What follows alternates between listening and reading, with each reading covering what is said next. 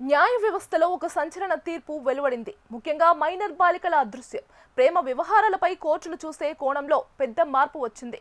Chhattisgarh high court ఇచ్చిన తీర్పు ఇప్పుడు దేశవ్యాప్తంగా చర్చనీయాంశంగా మారింది. మైనర్ బాలిక తన ఇష్టపూర్వకంగా ఎవరి ఒత్తిడి లేకుండా ఒక వ్యక్తితో పెళ్లైతే అది కిడ్నాప్ కాదు, పోక్సో కేసు కూడా వర్తించదు అని కోర్టు స్పష్టం చేసింది. ఈ తీర్పు ఇప్పుడు ఎందరో యువకుల జీవితాల్లో కొత్త వెలుగులు నింపుతోంది. ఈ కేసు వివరాల్లోకి వెళ్తే 2022లో 15 ఏళ్ల మైనర్ బాలిక 24 ఏళ్ల యువకుడితో కలిసి ఇంటి నుంచి వెళ్లిపోయింది. వీరిద్దరూ దాదాపు నెల రోజుల పాటు హైదరాబాద్, విజయవాడ నగరాల్లో నివాసమున్నారు. బాలిక తండ్రి ఫిర్యాదు మేరకు పోలీసులు కేసు నమోదు చేశారు. యువకుడిపై కిడ్నాప్ మరియు అత్యంత కఠినమైన పోక్సో చట్టం కింద కేసులు పెట్టారు. లోయర్ కోర్టులో విచారణ జరగగా ఆ యువకుడికి ఏకంగా 20 ఏళ్ల కఠిన కారాగార శిక్ష పడింది. అయితే ఆ యువకుడు హైకోర్టును ఆశ్రయించడంతో అసలు విషయం బయటపడింది.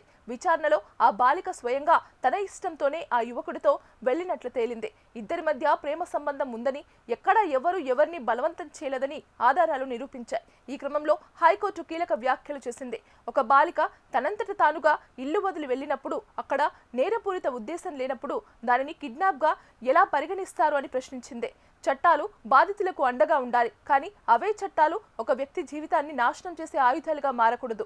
కేవలం ప్రేమించిన పాపానికి ఒక యువకుడిని 20 ఏళ్లు జైలుకు పంపడం న్యాయం కాదని బెంచ్ అభిప్రాయపడింది. పోక్సో చట్టం దుర్వినియోగం కాకుండా చూడాల్సిన బాధ్యత అందరిపై ఉందని గుర్తు చేసింది. ప్రేమించి పెళ్లి చేసుకునే ఉద్దేశంతో వెళ్లే జంటలను నేరగాళ్లుగా చూడటం సరికాదని పేర్కొంది. ఈ తీర్పుతో ఆ యువకుడికి విధించిన 20 ఏళ్ల జైలు శిక్షను హైకోర్టు రద్దు చేసింది. అతడిని తక్షణమే విడుదల చేయాలని ఆదేశించింది. మైనర్ల రక్షణ కోసం తెచ్చిన చట్టాలు వారి వ్యక్తిగత నిర్ణయాల విషయంలో ఎలా అమలు చేయాలనే దానిపై ఈ తీర్పు ఒక మార్గదర్శిగా నిలవనుంది. చట్టం యొక్క అసలు ఉద్దేశాన్ని కాపాడుతూనే అమాయకులు బలి కాకుండా చూడాలన్న కోర్టు నిర్ణయంపై సర్వత్రా ప్రశంసలు వ్యక్తమవుతున్నాయి.